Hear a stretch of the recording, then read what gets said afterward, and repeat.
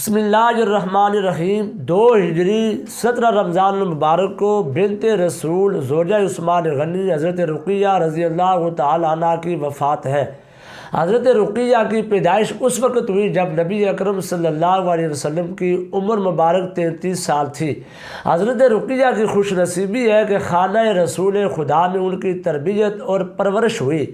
حضرت رقیہ اپنی والدہ حضرت خدیجہ کے بعد اسلام لائی۔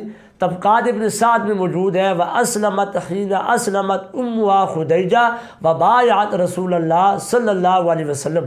جب حضرت خدیجہ اسلام لائی اسی وقت حضرت رقیہ اسلام لائی اور نبی اکرم صلی اللہ علیہ وسلم سے بیعت ہو گئی۔ ابو لہب کے 2 بیٹے تھے، عتبہ اور عتیبہ۔ نبی علیہ السلام کی 2 بیٹیاں حضرت رقیہ اور ام کلثوم کی نکاح کی نسبت عتبہ اور عتیبہ کے ساتھ تھی۔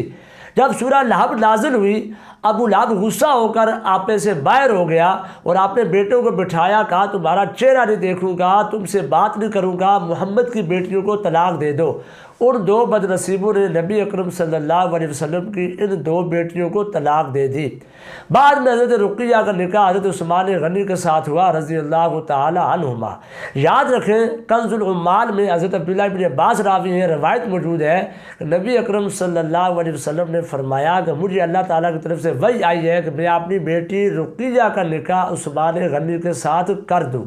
اور یاد رکھیں حضرت رقیہ حضرت عثمان کا جو جوڑا تھا عرب کی دھرتی میں قابل رشک جوڑا تھا، بلکہ عرب کی عورتوں میں یہ محاورہ مشہور تھا احسن شخصین رعا انسان رقیہ و بعلہا عثمان۔ اگر کسی شخص نے کوئی خوبصورت جوڑا دیکھا ہے تو وہ حضرت رقیہ کا اور حضرت عثمان غنی کا جوڑا ہے۔ نبی اکرم صلی اللہ علیہ وسلم حضرت رقیہ کے لیے تحفے تحائف بھی بھیجا کرتے تھے۔ ایک مرتبہ ام عیاش نام کی خاتمہ بھی نبی علیہ السلام نے حضرت رقیہ کے لیے بھیجی تھی۔ مسلمانوں میں سے بعض وہ بھی ہیں جنہوں نے مکہ سے 2 ہجرتیں کی، ایک حبشہ کی طرف ایک مدینہ کی طرف۔ حضرت عثمان غنی بھی ان خوش نصیبوں میں سے ہیں جنہوں نے 2 مرتبہ ہجرت کی۔ پہلی مرتبہ اپنی بیوی حضرت رقیہ کو لے کے حبشہ کی طرف ہجرت کی۔ کافی عرصہ نبی علیہ السلام کو معلوم نہیں تھا، جب پتہ چل گیا تو نبی علیہ السلام نے دعا فرمائی اللہ ان کا مصاحب ہو، حامی اور ناصر ہو۔ بعد میں حضرت عثمان غنی رضی اللہ تعالی عنہ نے دوسری ہجرت مدینہ کی طرف بھی کی۔ 2 ہجرتوں کی وجہ سے حضرت عثمان غنی رضی اللہ تعالیٰ عنہ کو ذوالہجرتین کہا جاتا ہے، اور حضرت رقیہ کی وفات کے بعد حضرت ام کلثوم کا نکاح بھی حضرت عثمان سے ہوا، اس لیے ان کو ذوالنورین بھی کہا جاتا ہے۔ بہرحال حضرت رقیہ رضی اللہ تعالی عنہ 2 ہجری 17 رمضان المبارک کو جس دن اسلام کا مایہ ناز معرکہ ہوا غزوہ بدر، اس دن ان کی وفات ہوئی۔ جب نبی علیہ السلام غزوہ بدر لڑنے جا رہے تھے حضرت عثمان غنی نے اپنے آپ کو پیش کیا تو نبی علیہ السلام نے یہ فرمایا کہ آپ کی بیوی بیمار ہے، آپ ان کی تیمارداری کریں۔